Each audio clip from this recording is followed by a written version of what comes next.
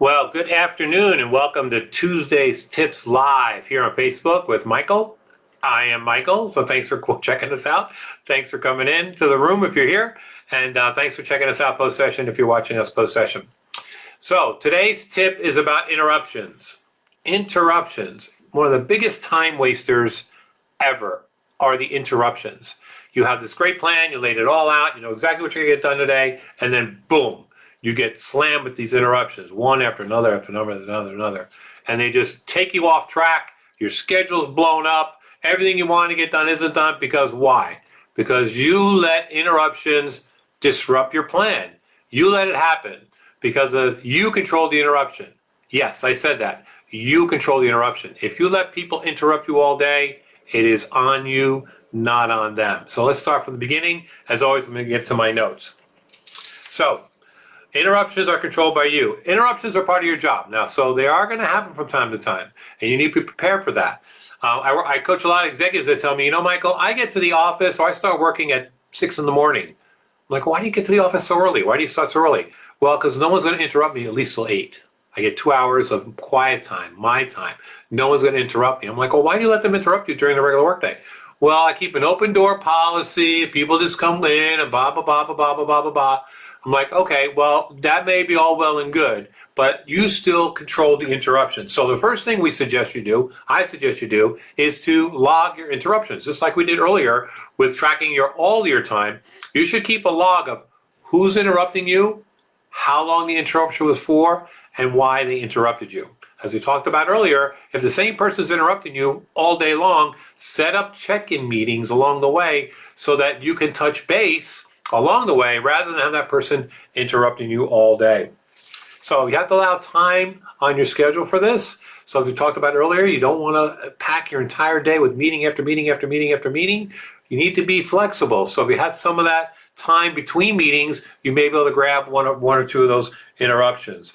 But after you've analyzed your interruptions, you may want to have a conversation with those who are interrupting you and say, listen, I mean, I appreciate your feedback and you coming in and out, but this coming in and out whenever you feel like it isn't going to work for me anymore. So let's change that. Let's change that. Don't let interruptions that are non-business related take you away from your tasks. Again, we have about half our clients are going back into the workplace, so I see a lot of this.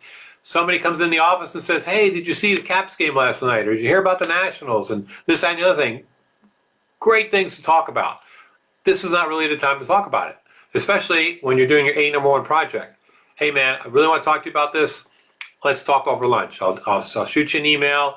Let's get together at lunch, or let's do a Zoom over lunch, and we'll talk about the Nationals and the Caps and whatever else is going on.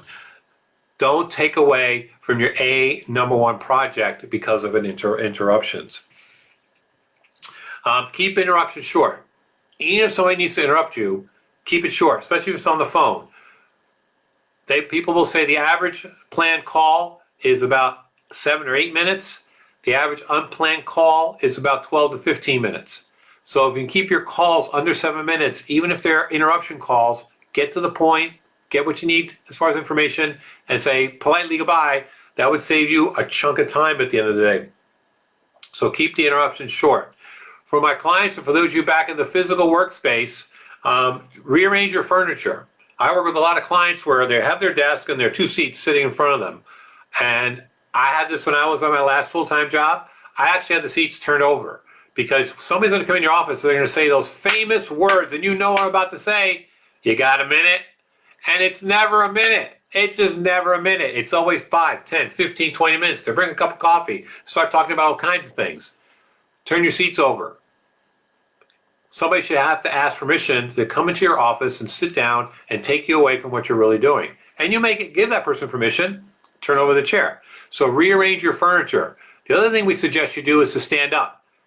To actually stand up if someone comes in your office ready to interrupt you. Because now you're on eye level. And even walk close to them and walk them close to the door.